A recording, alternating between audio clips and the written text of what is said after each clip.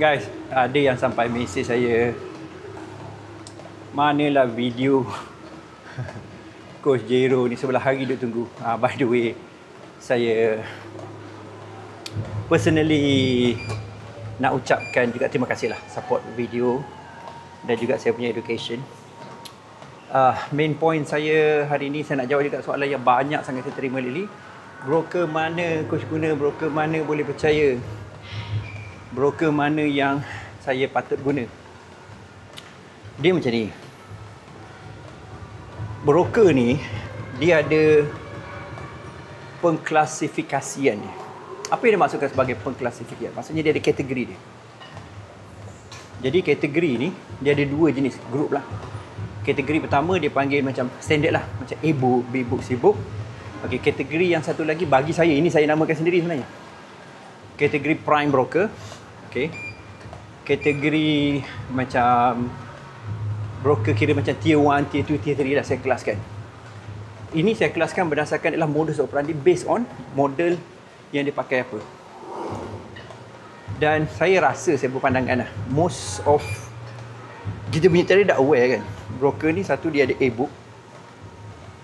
Maksudnya ialah dia hantar terus pada liquidity provider dan dapatkan commission daripada spread tu, dan juga a few other things. B-book maksudnya keuntungan dia datang daripada you punya loss. Okey, maksudnya dia tak hantar kat liquidity provider lah, dia fokus pada you punya loss. Dan C-book ialah hybrid. Hybrid ni sebenarnya model banyak broker pakai. Hybrid maksudnya ialah dia pakai both world.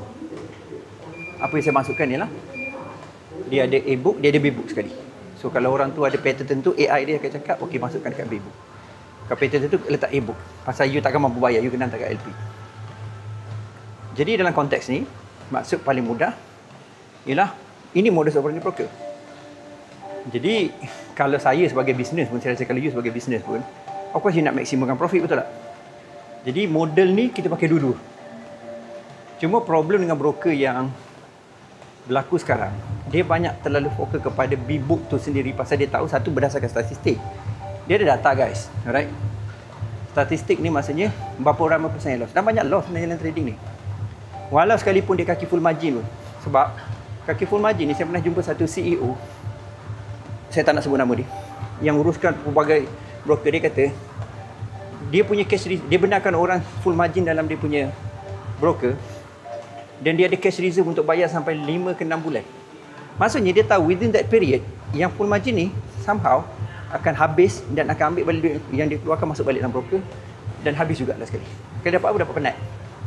Dapat lah sikit-sikit kau dapat pun.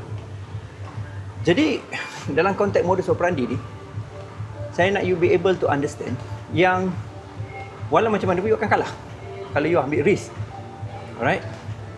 Kecuali you manage risk. Lepas tu ada yang bising kan, oh saya dah grow account, broker tak bayar. Reason dia simple guys.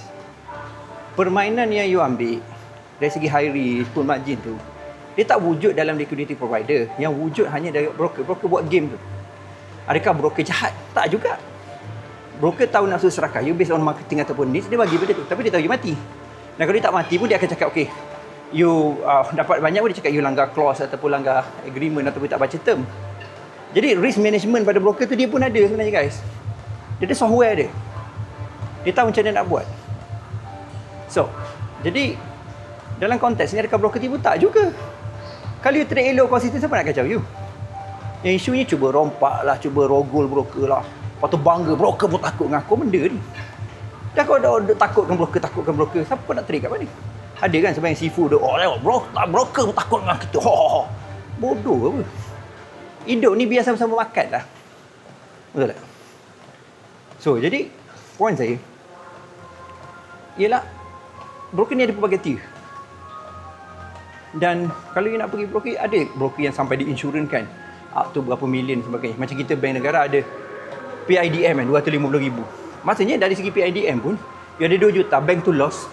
Ingat bank tak trade tak buat bisnes ke? 250 protected, itu je game plan dia. So, kalau you kata selamat, bank pun tak selamat.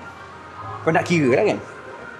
Jadi dalam kes ni, apa yang saya nak you be able to faham ialah, isu broker tak ada masalah sebenarnya. You boleh buka any broker, tak broker besar kat Malaysia.